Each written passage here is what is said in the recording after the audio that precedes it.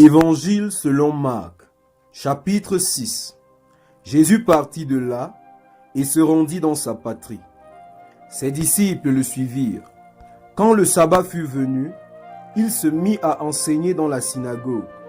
Beaucoup de gens qui l'entendirent étaient étonnés et disaient : d'où lui viennent ces choses? Quelle est cette sagesse qui lui a été donnée? Et comment de tels miracles se font-ils par ses mains? N'est-ce pas le charpentier, fils de Marie, frère de Jacques, de Jose, de Jude et de Simon? Et ses sœurs ne sont-elles pas ici parmi nous? Et il était pour eux une occasion de chute.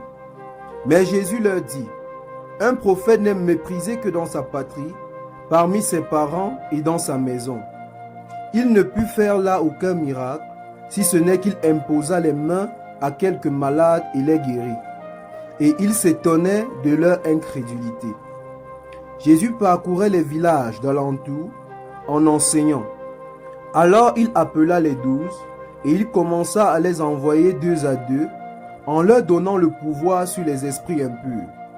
Il leur prescrivit de ne rien prendre pour le voyage, si ce n'est un bâton, de n'avoir ni pain, ni sac, ni monnaie dans la ceinture, de chausser des sandales et de ne pas revêtir 2 tuniques.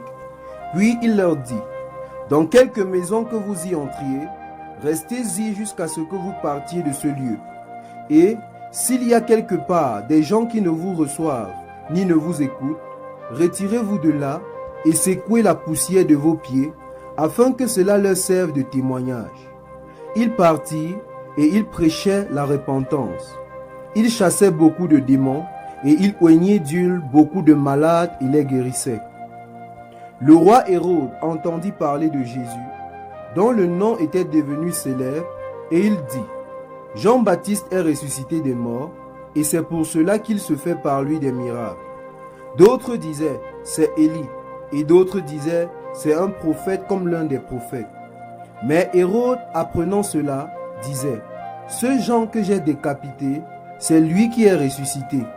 Car Hérode lui-même avait fait arrêter Jean, et l'avait fait lier en prison à cause d'Hérodias, femme de Philippe, son frère, parce qu'il l'avait épousée, et que Jean lui disait : il ne t'est pas permis d'avoir la femme de ton frère. Hérodias était irritée contre Jean et voulait le faire mourir. Mais elle ne le pouvait, car Hérode craignait Jean et le connaissait pour un homme juste et saint. Il le protégeait, et après l'avoir entendu, il était souvent perplexe et l'écoutait avec plaisir. Cependant, un jour propice arriva, lorsque Hérode, à l'anniversaire de sa naissance, donna un festin assez grand aux chefs militaires et aux principaux de la Galilée. La fille d'Hérodias entra dans la salle. Elle dansa et plut à Hérode et à ses convives. Le roi dit à la jeune fille : demande-moi ce que tu voudras, et je te le donnerai.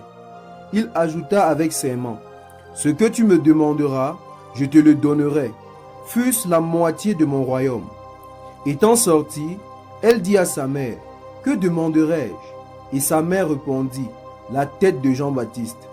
Elle s'empressa de rentrer aussitôt vers le roi et lui fit cette demande : je veux que tu me donnes à l'instant, sur un plat, la tête de Jean-Baptiste.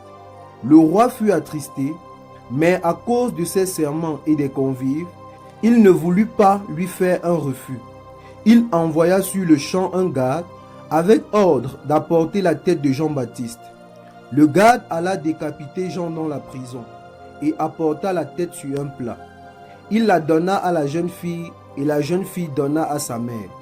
Les disciples de Jean, ayant appris cela, vinrent prendre son corps et le mirent dans un sépulcre. Les apôtres s'étant rassemblés auprès de Jésus, lui racontaient tout ce qu'il avait fait et tout ce qu'il avait enseigné. Jésus leur dit : venez à l'écart dans un lieu désert et reposez-vous un peu. Car il y avait beaucoup d'allants et de venants, et ils n'avaient même pas le temps de manger. Il partit donc dans une barque pour aller à l'écart dans un lieu désert. Beaucoup de gens les virent s'en aller, et les reconnurent, et de toutes les villes on accourut à pied et on les dévança au lieu où ils se rendaient. Quand il sortit de la barque, Jésus vit une grande foule et fut ému de compassion pour eux, parce qu'ils étaient comme des brebis qui n'ont point de berger. Et il se mit à leur enseigner beaucoup de choses. Comme l'heure était déjà avancée, ses disciples s'approchaient de lui et dirent, « Ce lieu est désert et l'heure est déjà avancée. Renvoie-les afin qu'ils aillent dans les campagnes et dans les villages des environs pour s'acheter de quoi manger. » Jésus leur répondit, « Donnez-leur vous-même à manger. » Mais il lui dit, « Irions-nous acheter des pains pour 200 deniers et leur donnerions-nous à manger ?»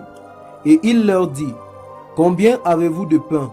Allez voir. » Ils s'en assurèrent et répondirent, « 5 et 2 poissons. » Alors il commanda de les faire tous s'asseoir par groupes sur l'herbe verte, et ils s'assirent par rangées de 100, de 50. Il prit les 5 pains et les 2 poissons, et levant les yeux vers le ciel, il rendit grâce, puis il rompit les pains et les donna aux disciples, afin qu'ils les distribuassent à la foule. Il partagea aussi les 2 poissons entre tous. Tous mangèrent et furent rassasiés. Et l'on emporta 12 paniers pleins de morceaux de pain et de ce qui restait des poissons. Ceux qui avaient mangé les pains étaient de 5000 hommes. Aussitôt après, il obligea ses disciples à monter dans la barque et à passer avant lui de l'autre côté, vers Bethsaïda, pendant que lui-même renverrait la foule. Quand il l'eut renvoyé, il s'en alla sur la montagne pour prier. Le soir étant venu, la barque était au milieu de la mer, et Jésus était seul à terre. Il vit qu'ils avaient beaucoup de peine à ramer, car le vent leur était contraire. À la 4e veille de la nuit environ, il alla vers eux marchant sur la mer, et il voulait les dépasser.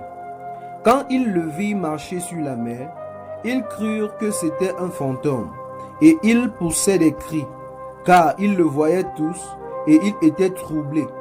Aussitôt Jésus leur parla et leur dit, « Rassurez-vous, c'est moi, n'ayez pas peur. » Puis il monta vers eux dans la barque, et le vent cessa. Ils furent en eux-mêmes tous stupéfaits et remplis d'étonnement, car ils n'avaient pas compris le miracle des pains, parce que leur cœur était endurci. Après avoir traversé la mer, ils vinrent dans le pays de Génézareth, et ils abordèrent. Quand ils furent sortis de la barque, les gens, ayant aussitôt reconnu Jésus, parcourant tous les environs, et l'on se mit à apporter des malades sur des lits, partout où l'on apprenait qu'il était. En quelques lieux qu'il arriva dans les villages, dans les villes ou dans les campagnes, on mettait les malades sur les places publiques et on le priait de leur permettre seulement de toucher le bord de son vêtement, et tous ceux qui le touchaient étaient guéris.